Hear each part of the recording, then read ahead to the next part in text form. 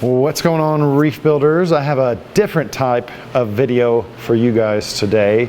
As you may or may not know, one of the things that informs and instructs our reef aquarium experience is looking at very comparable sides of the aquarium hobby and horticulture to see what kind of tips and tricks that we can learn to bring over to reef. But I am also quite an avid freshwater aquarist, and so I cross-pollinate some of my reef upbringing to my freshwater aquarium. So in this video, I'm going to bring you along for kind of a reef style freshwater aquarium build. So we're going to use some saltwater aquarium techniques on a freshwater tank, and we're basically going to be replacing this aquarium.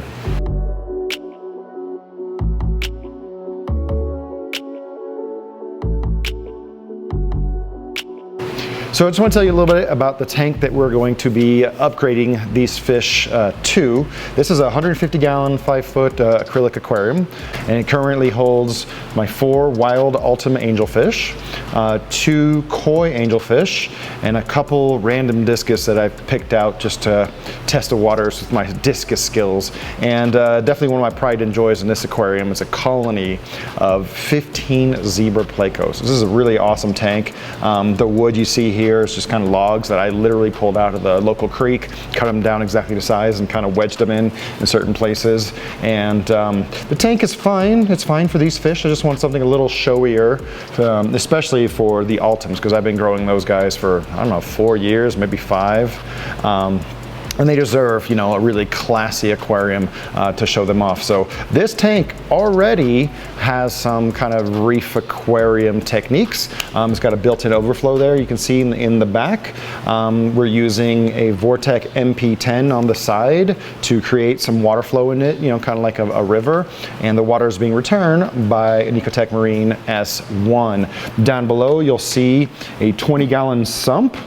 Just a very basic sump with a float valve to maintain automatic water level. And we're also using a Clarity Gen 2 as an automatic filter roll. So this tank already has, a little touch of saltwater aquarium techniques, but let me walk you over to the new tank that we're gonna build from the ground up with some of these principles in mind. My upgraded fancy angelfish, discus, and zebra Pleco tank was made possible by Custom Aquarium. And this is the tank and stand that they built. It's a rimless aquarium. It's got 3/4 inch high clarity glass all around. It's 48 inches long, 24 inches wide, and 29 inches tall, right? So I can really show off those long flowy fins of my angelfish. And it's sitting on a really robust steel tube stand.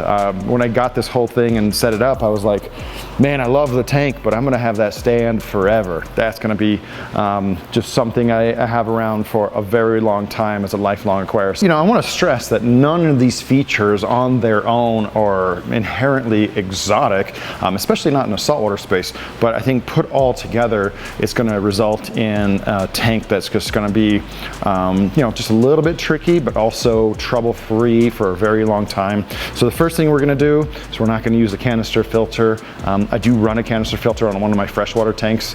I don't clean it ever because the last time I cleaned it, I got a nice green water bloom. So I'm not really a huge fan of canister filters in general. So this is a drilled aquarium. This is going to allow us to install a sump underneath. And that in itself is not super new. But you'll notice there's no overflow boxes here inside the aquarium. What we have is an external overflow box. So this is the version that's made by Custom Aquariums. So it's kind of slim profile. It's got a few different holes in the bottom. You can actually drill it for a variety of different tubing. So standard, it comes with 2.5 inch drains, and we're gonna reduce those down to 1 inch. And that's gonna bring us down to the sump over here. So just like in the freshwater aquarium world, in a saltwater aquarium hobby, we treasure and value the trusty 40 breeder aquarium for a wide range of applications, especially as just an oversized sump. So we're gonna use a 40 breeder for the sump. And the first trick that we're gonna bring to this Freshwater Aquarium Party is an automatic filter rolls. Now, these are just starting to catch on in the saltwater aquarium space, but if you're not familiar with them, it basically is a spool of a kind of a fleece-like material, and as the spool of the filter material clogs up, a float switch inside will actuate it and produce a little bit more clean filter material so that water can continue to pass through without overflowing. So we're gonna do, again, something a little bit trickier, because between the overflow box to the automatic filter roll, we're gonna have a continuous siphon overflow. It's a little hard to do with an automatic filter roll unless you have a controllable return pump. So instead of putting a ball valve on the drain, which we might still end up doing, what I'm gonna try to do first is I'm gonna use a controllable DC return pump and fine tune the water flow coming back to the aquarium and going down the drain to be a perfect balance of a siphon, so it's incredibly silent operation. So the last hardware trick that we're going to employ on this freshwater aquarium is we're going to use what's called a float valve. So this float valve will automatically replenish water to the sump as the water evaporates. If you have a power filter or canister filter, you know your water level can drop quite a bit and it doesn't really affect the operation of your primary filtration. But in a sump, if the water gets a little too low, your return pump is going to start sucking in air and you have to top it off, and it's just not a good arrangement. So we are actually fortunate that these tanks here on this spine of the Reef Aquarium Studio, there's already a freshwater line that is gravity fed from that vat over there, and we're going to be able to just tap right into it, and we're going to feed it right to this float valve so it keeps a constant water level in this sump. So in a typical sump, we would just drill one of the baffles and plumb this through, but since we're not going to be working this up very often, I actually feel confident enough using just a magnetic holder. This one's a little bit janky because it was the last one that I had, but we're going to run with it and it's going to be good. So I'm going to go ahead and start showing you some of the parts that we're going to use and start putting this thing together. All right, so the tank did come with a couple accessories, and the first of these is going to be our overflow drain. This is a H2 overflow, which has a real high surface area. So if you have a tank with like a lot of leaves or some bigger fish, this will allow you to basically have a real large surface strainer to go to pull water from the surface, keep that film down, and you don't have to glue a fitting like this, but it's actually just quite easy to just stuff it in there. And as we operate this tank, we'll figure out which orientation we want this overflow skimmer to be at. Now, another part that came with the tank, which I've seen before, but this is going to be the first time that I use it, this is the siphon stopper. So if you use a sump style return, you want some kind of mechanism to break the siphon. So if you have your return line, deep under the water, it's not going to suck all that water back down to your sump and cause any kind of overflow situation. So this actually has a couple guides right here to help guide the water that's coming out from the return water, but should the power to be interrupted, these will quickly break the siphon going back into your tank. And I actually have a few tanks that need something like this, so I might look at picking up a few more siphon stoppers for some of my saltwater tanks. And this one I'm going to just put in here, just kind of pressure fit for now. Since it's inside the tank, not a big deal, but we'll probably glue that in the near future. So now let's start talking about plumbing the actual drain and return line for this tank. I got my hat on backwards. That's how you know it's time to get to work. So first thing we want to do is we want to reduce those 1-inch holes from 1.5 inches to 1 inch. Just because 1 inch is easier to work with, it's cheaper, and I have a lot of extra sticks available. We're gonna do 2 drains because there's gonna be a primary drain. That's where like all the water is gonna be going into the automatic filter roll. And the second drain, it'll be a standpipe here a little bit higher. So if anything should happen to clog that first drain, we got our secondary or emergency drain there to take care of that. So for the inside, we're just gonna pressure fit them into the holes because there's just not really that much pressure. If it leaks, it's only going to leak into the pipe. So we're just going to stick these in here without gluing, and that way in the future we have some options. Ooh, that fit in there real nice and tight. All right, we're just going to put a healthy dab of PVC glue here, go around a few times, make sure it starts activating. And there's always a little bit of leakage that ends up on my hands, but we're gonna twist these in right here. It makes a nice flush connection.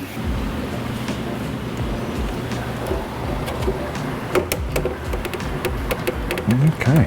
All right, so if you can see inside, we got the 2 bushings where we want them, because this one that's closest to me, further from the camera, is lined up right with this middle pole. We're gonna call that our primary drain. That's gonna go straight to the automatic filter roll, and the other one is a secondary drain. And we're just gonna do a straight drop of 1 inch with a couple 90s and get these pointed into the sump. A lot of people will try to take really precise measurements and dry fit everything before they actually go into gluing it. And I have plumbed so many tanks in my life, I kind of freestyle a little bit, but we're gonna measure just up into this bushing, down just a little bit further than I know that I need, and then I can trim as necessary. So we're at, let's see, 30, let's just call that 30 inches. Give that a look-see. See how that's feeling, and that feels exactly like what I want. Awesome.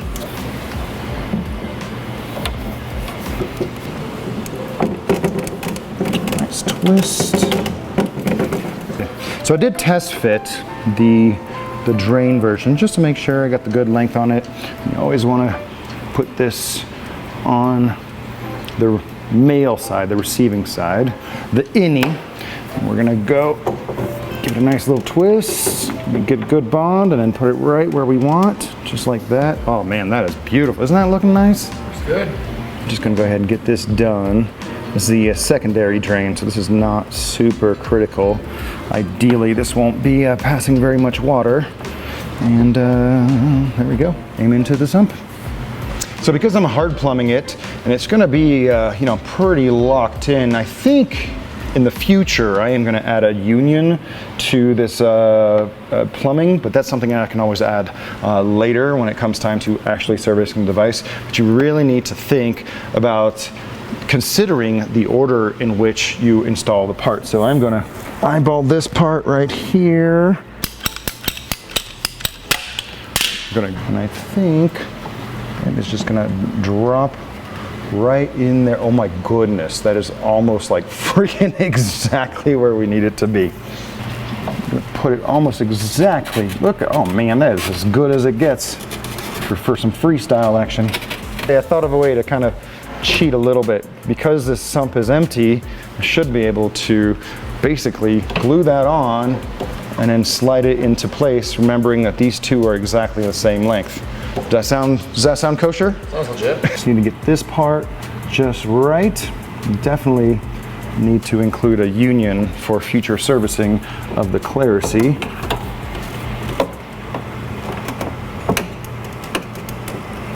And there we go. That's right, I am liking that. On here, we've got a little bit of play. Push the whole assembly on. The last major piece of hardware to install in this tank is a return pump, and this is going to actually be crucial. So we've got a sine wave technology DC pump. It's going to be super quiet, it's controllable, and that's going to help us kind of get 2 birds with 1 stone as far as using the automatic filter roll and creating that continuous siphon drain. This is a model that we actually use on a handful of different tanks around at the studio, and this is going to be super easy because it comes with the barb, fitting, and we're just going to use some flexible black tubing on the return line. So that's another small trick. I stopped using clear tubing a long time ago because invariably it just grows a bunch of algae and looks nasty inside. So the last thing to do with this nice piece of black flexible tubing is put it on the barbed elbow here on the return line, and we're basically done with, you know, the nuts and bolts of the system. So now it's just time to fill her up.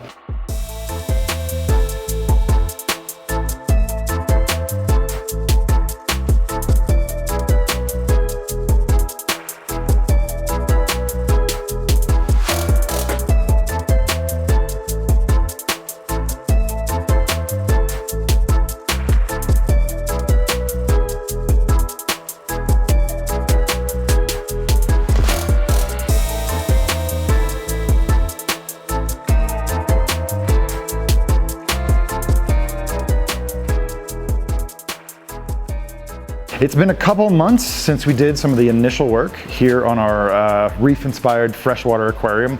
Not much has changed other than my resolve to inject a few more kind of tricky features. So one of the things that I've changed since our original plumbing job was to add a gate valve and the union. So I did mention the union in the plumbing. I thought I could fine tune the pump with a ball valve, but the ball valve I had is super tricky. And that's actually the third time I thought I could get away using a ball valve for a continuous siphon, and it really didn't work. So I won't make that mistake again. We ran this thing just kind of just with water, and it's incredibly quiet. There are no leaks as expected. I want to shore up a couple details about this aquarium, and particularly what's going on under here. So I knew that I wasn't really going to do anything with this space in particular as far as adding equipment or heaters or extra filtration or anything. And I thought, okay, maybe I'll have some plants down here below. But I realized this will be just a really nice isolation space for this aquarium system. So I've already cut out a big partition right here that we're going to get to here in a few minutes that fits perfectly. And because we're going to be a little bit lighter on space inside of the sump, I decided to get rid of the liability and a kind of janky magnet mount for the float valve, and instead we're going to drill it right in the tank, right where it is. For sure, it is advisable to plan ahead and do all your drilling of any kind of glass, hopefully with a drill press and a little bit of a well and plenty of water, but we already have everything in place, so we're going to do something a little bit trickier. I've got a specimen cup full of water and basically a drip acclimator, and I'm going to use that to lubricate and cool the hole right here. It's not going to be that much water coming through, so I'm just going to have a towel here to catch most of it up.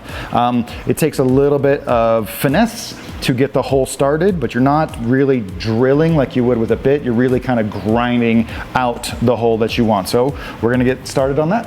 All right, so we've just got a little bit of a water stream that's hugging the glass pretty much right where we want it. So just going to get her started. Oh, safety. Safety is super important, especially when it comes to glass and eyes.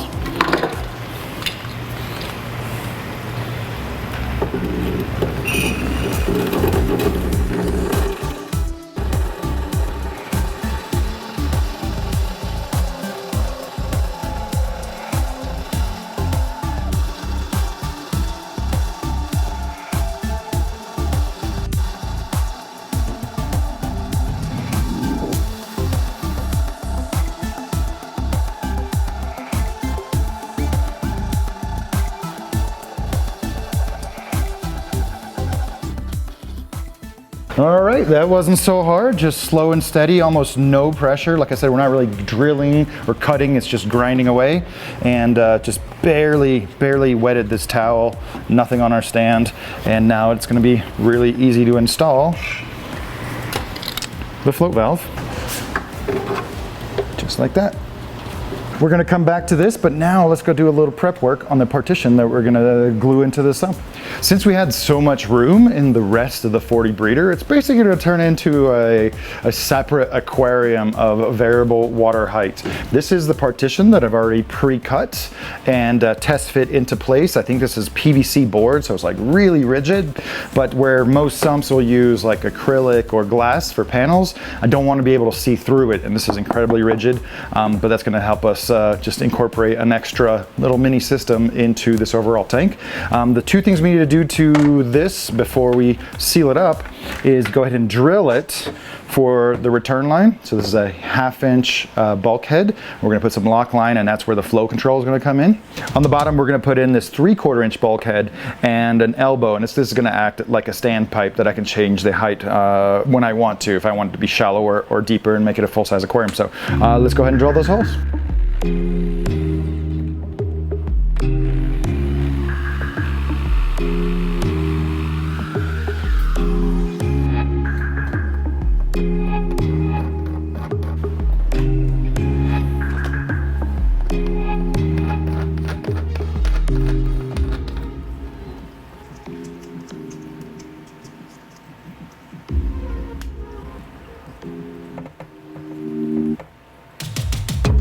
I have to tell you, I'm very pleased with how this panel turned out. It's incredibly rigid, and I cut it to size so well that I really had to round out these corners a little bit just to get it to sit in the silicone seams that are there already, and even cut some little tabs right here in the rim, just using a little hacksaw blade so that this could fit into place real nice and neat and be further held up by the tank rim itself.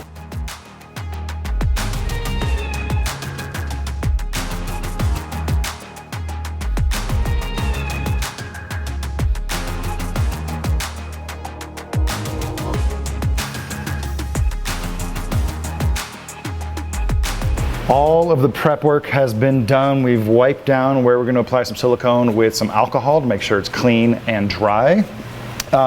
One small trick is I put some large magnets on the other side of the partition so that as I'm pressing the silicone in, it's not going to move out of place. So now there's nothing left to do but to do it. It's nice to wear some gloves, like Evan reminded me. And some old school guys may or may not use this trick, but it's just kind of putting a piece of tubing on your finger so that way when you're making the seams, you'll have just a nice concave surface. So let's jump into it.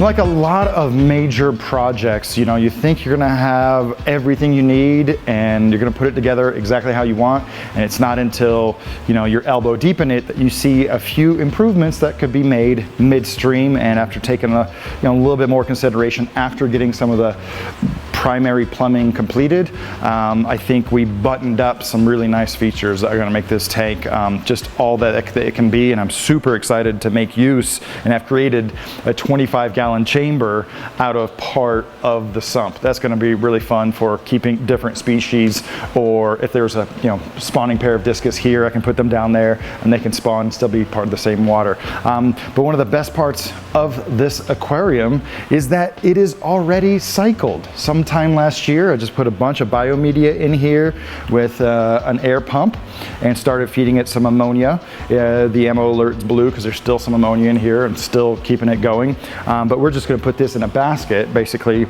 underneath the automatic filter roll, so water can flow through it. So the tank is essentially cycled. You'll take it a little bit easy on the fish additions. We're not going to explode it right away, but we still have a few things to button up on this particular aquarium, particularly some of the hardscape, rock, wood, the lighting. This is a kind of token current USA light that we're using for general illumination, but we have a special trick up our sleeve to make this tank really, really eye-catching. So if you want to make sure not to miss those future installments of our freshwater reef tank or building a freshwater tank with saltwater techniques, make sure to subscribe. If you have any questions about anything we did in this particular tank build, make sure to put those down in the comments below. Don't forget to hit that notification bell so you don't miss any future updates on this tank. Thanks for joining us on this video. Big thanks to Custom Aquariums for sponsoring this aquarium build, and we'll catch you guys on the next one very soon.